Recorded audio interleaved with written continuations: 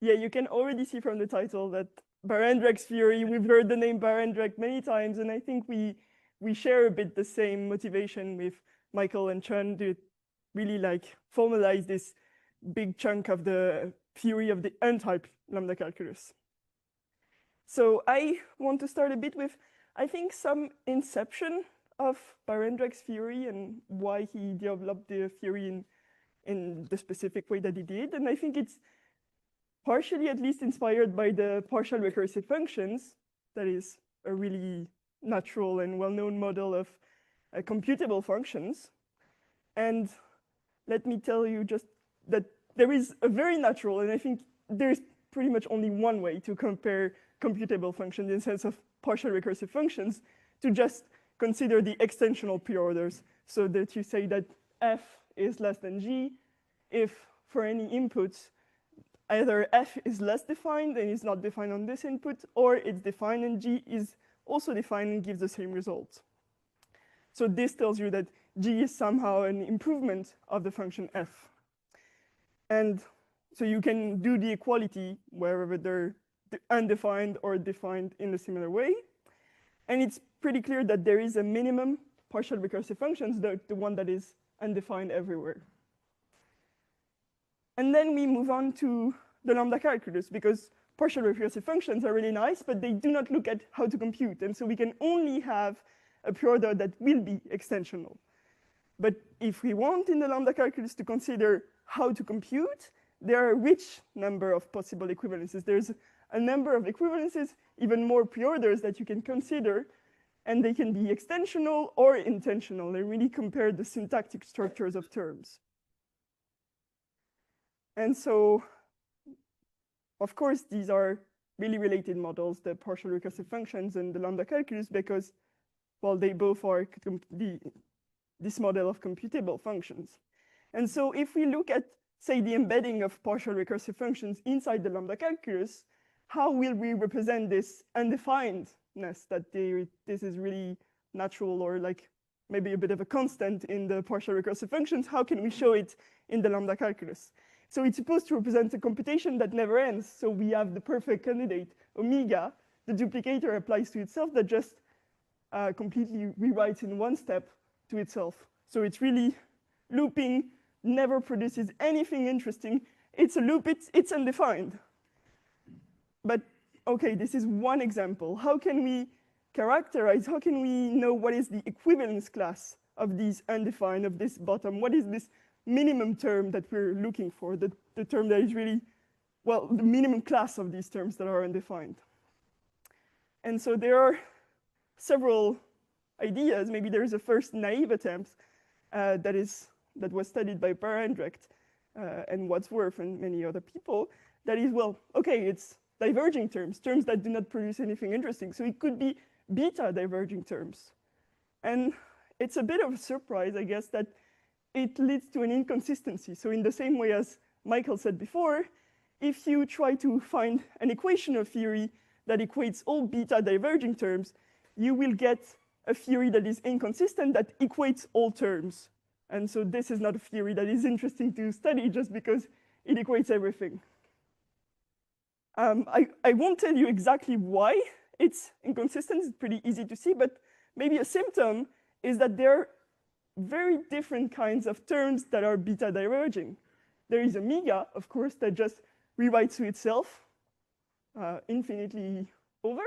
And there are like these fixed point combinators that rewrite infinitely because you can always unfold the fixed point. But they do so by producing extra information at every step. And you don't want recursion to be as useless as omega. So if we were to equate beta diverging terms, we would equate the fixed point combinator and omega.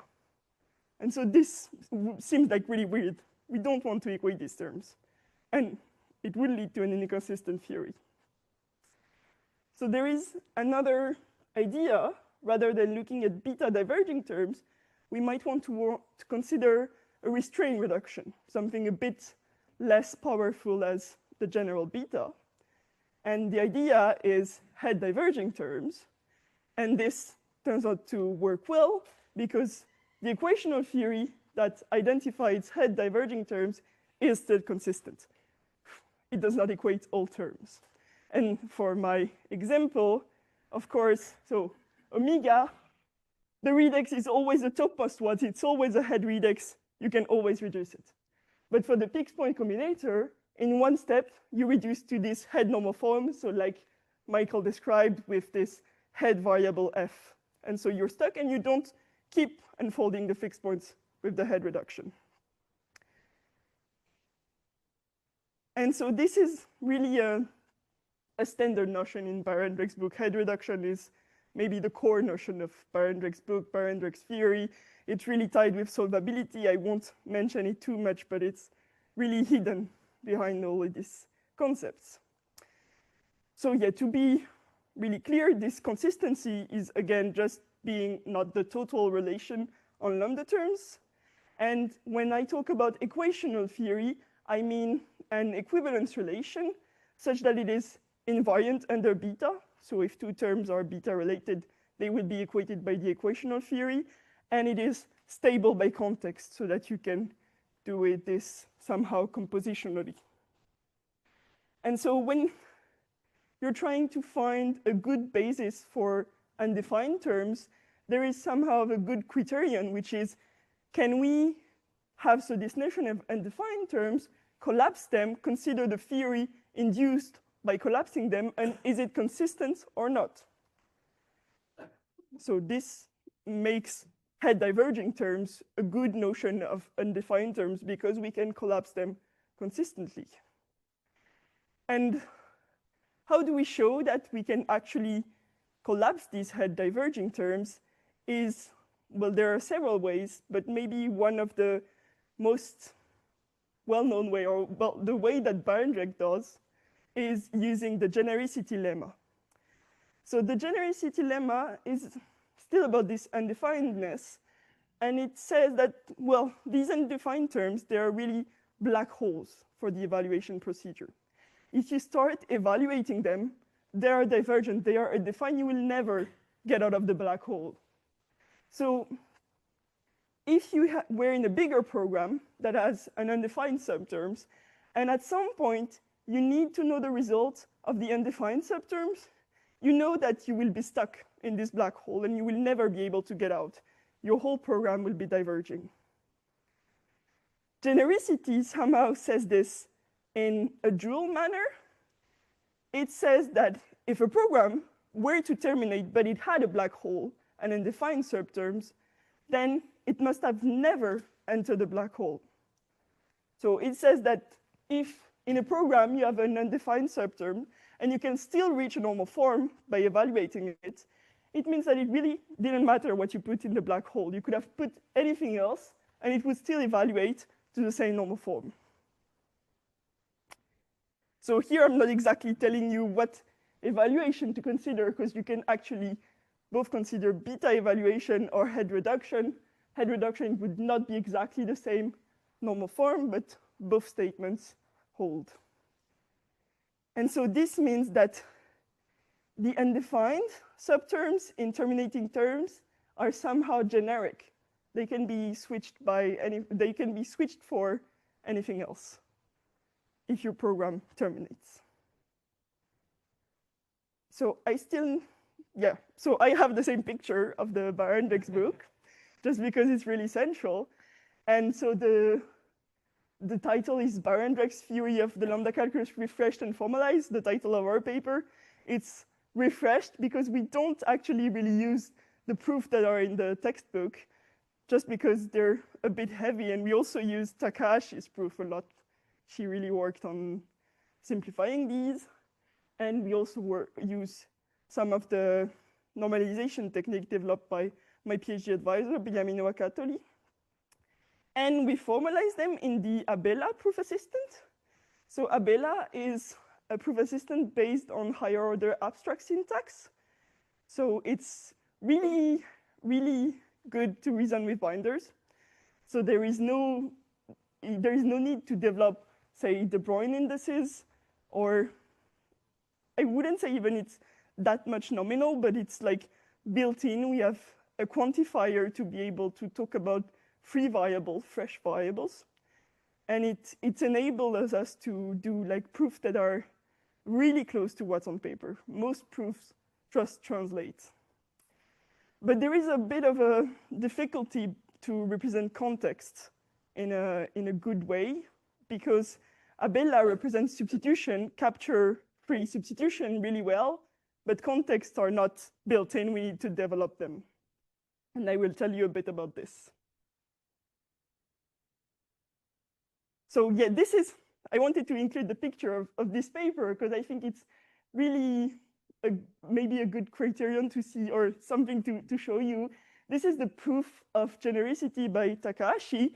It's a 1.5-page paper.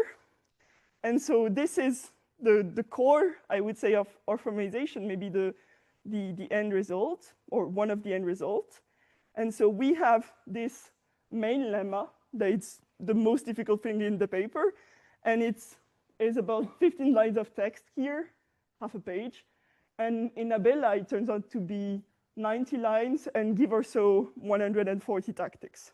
So it's bigger, obviously, because here there is even like, we consider only the case where n equals 1 or this kind of thing. And so we need to do more in Abella, but it's not that much bigger, I would say. What's bigger is the preliminaries that are here in a few lines by referring to Barendregt's textbook. And of course, we developed them in Abella, so we have 2,000 lines before being able to do this lemma. And there is, I won't tell you much more about these two parts during the talk. I'm quite more interested in telling you about this part, that is what we refer to as Takahashi's trick, the core of the paper that makes the genericity proof able to be only these 15 lines. And this is also quite small, a bit, well, obviously more lines than here, but still 60 lines of Abella, give or take. And well, there are a lot of related work. The previous talk is one of them. Probably the next talk is a bit as well. And there is also another book. Here I've included the French book cover of the Lambda-Calculus Types and Models book by Jean-Louis Krivine. And I wanted to highlight that there is a formalization effort by Dominique Larcher-Wenling in Nancy, I think, that has formalized a good portion of this as well. So another textbook a bit formalized on this. And there are, well, countless formalized proofs of confluence in many different proof assistants, the previous talk, and a bunch more. I still need to tell you, before moving on to a bit more Abella or formalization, about the contextual product, the contextual equivalence that is a bit central in our work. So the head open contextual equivalence is defined as T is less than U if in any context either T terminate, if T terminates in this context, then U must also terminate in this context. So this is a bit of the extensional preorder for lambda terms, because now you can see that T can handle a certain number of cases, and U must have the same behavior in these cases where T terminates, but it can also be a bit better. It could handle more cases, because we do not specify what happens when T does not terminate in the context C. And so this is the most natural extensional inequational theory for lambda terms. So inequational theory is really the same as an equational theory, but it's a preorder instead of an equivalence relation. And so remember, to prove that it's an equational theory, you need to prove that it's stable by context. This is really easy just because this is defined for contexts. And then you need to also show that it includes beta conversion. This is still quite standard, but not so trivial because of the interaction between beta and head. And beta and head is not exactly the same thing, so you might need to be able to commute the two, postpone head or non-head steps. So there is a bit of rewriting to be done. And this is strongly connected to the genericity statement I told you about, because in the end, genericity kind of says that head diverging terms are minimums for the contextual pure order, for the head contextual pure order. So it's really, genericity can be rephrased really easily when you consider the contextual pure order. Okay, I will move on a bit to some Abela. And so we have the usual lambda calculus. This is how I would define it on paper. Just terms are either variables, abstractions, or application. And I would probably not even explain that there is alpha equivalence. But it's not so different in Abela. So this is the standard way that one would encode the n-type lambda calculus in Abela. You would have a type, Tm, to represent the terms, and then two constants. So the constant abs and the constant app. Let me first describe the app. App takes two terms and represents the application of the first term to the second. So app tu is just the application t to u. And then the abstraction, this is how we represent binders in Abela.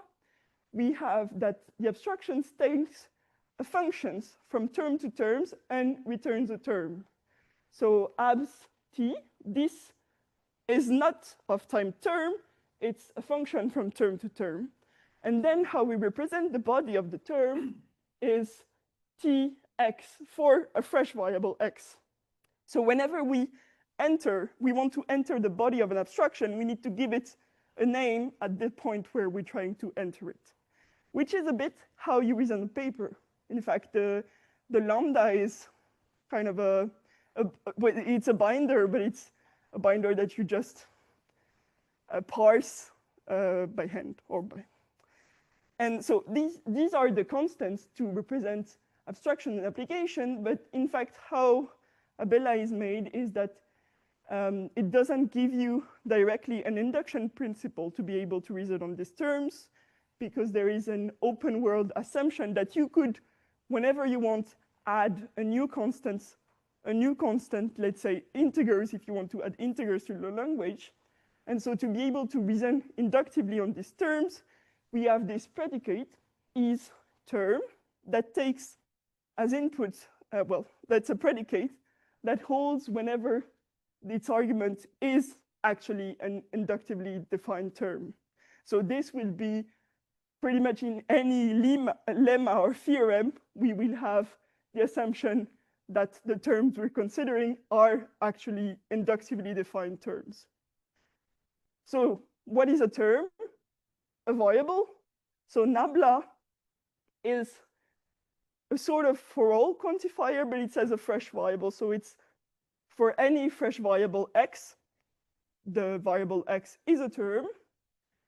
For any application, an application is a term if recursively the two terms are inductively defined. And we have so that abstractions are terms whenever we can pick a fresh variable, give it as argument to t, and recursively check that this is a term. So this will become also a bit more clear when I tell you about beta, how we represent beta in this proof assistance. So again, beta is just the first beta reduction, and it's closed under any evaluation context.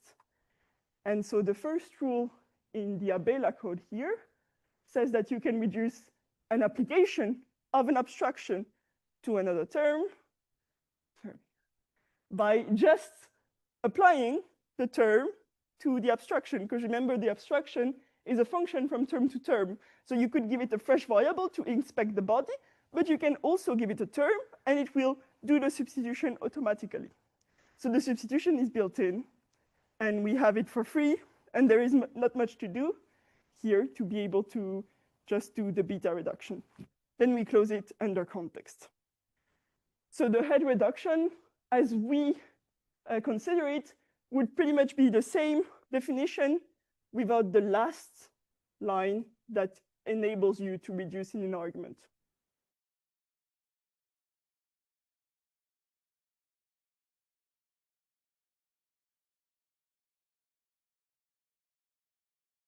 Not much to tell because it's just here by default in Abella. But however, if I want to talk about context, contextual equivalence, I need to formalize context. And maybe the first thing is, okay, a context is a term with a hole. That's not really true, just because if I have this context that captures a variable, well, it will capture the variable. So it depends what you plug into the context. It could give you the identity, it could give you something else. So we need to actually define context. And so we define context by saying that context T, by a predicate context TCT that holds if there is a context such that CT represent the terms T plugged in the context T. So this is how we write it. But if you only look at what this predicate means, it means that it's really hard to take a context that applies to a term and use it for another term because it's there exists a context. So we actually need another predicate that holds for two terms. So CTX is T, CT representing the plugged term in a context, U and CU representing the other term plugged in the same context. And so we do this inductively by using the same context.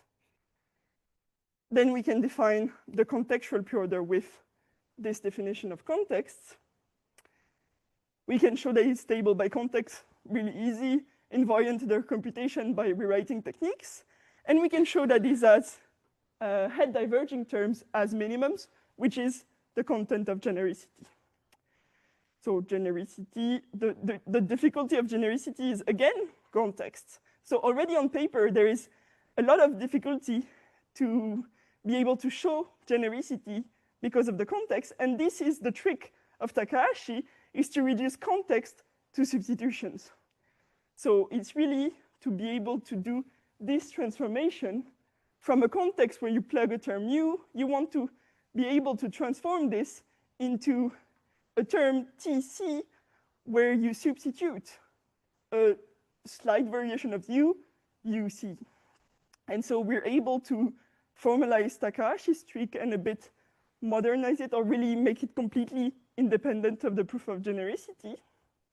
And this actually gives us maybe a new preorder in some sense, the substitution preorder that does not mention any context and turns out to be equivalent with the contextual preorder. So the comparison here is that U and S would be substitution equivalent if you can give you need to bind an arbitrary number of variables for U and S and not plug them in the context, but substitute them into a term. And so this, we formalize that it turns out to be the same thing as the contextual preorder. And there is one last thing I want to tell you about, which is the maximality theorem, which kind of looks like the lambda eta completeness that Michael was telling us about. And it says that if you try to go beyond the head contextual preorder, add any kind of equation between terms, then you get an inconsistent equational theory.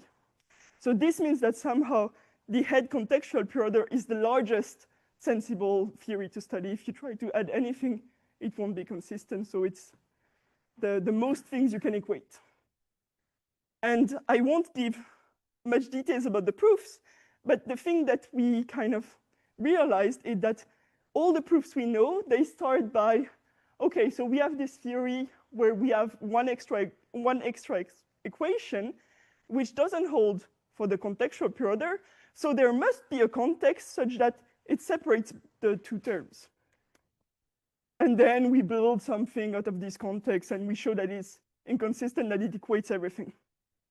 But I was trying to type this into Abella, and well, I realized at some point that I cannot actually do this. This is not working out. I don't know how to prove this.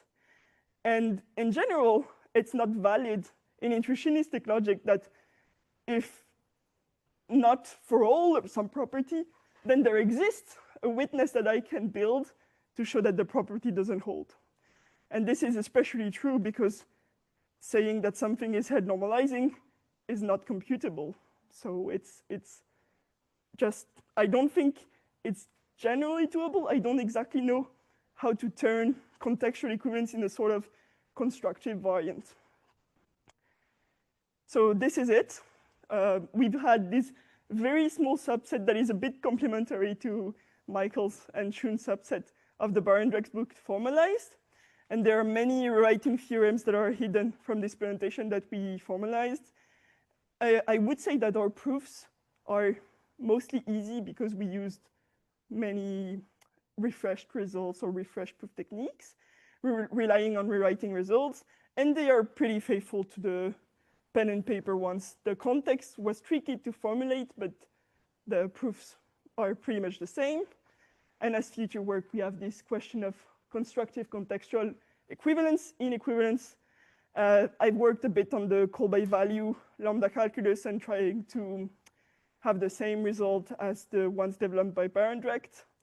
And there are a bunch of things to do with Böhm trees, Böhm's theorem, and it would give us an intentional presentation of contextual equivalence, head contextual equivalence. Thank you.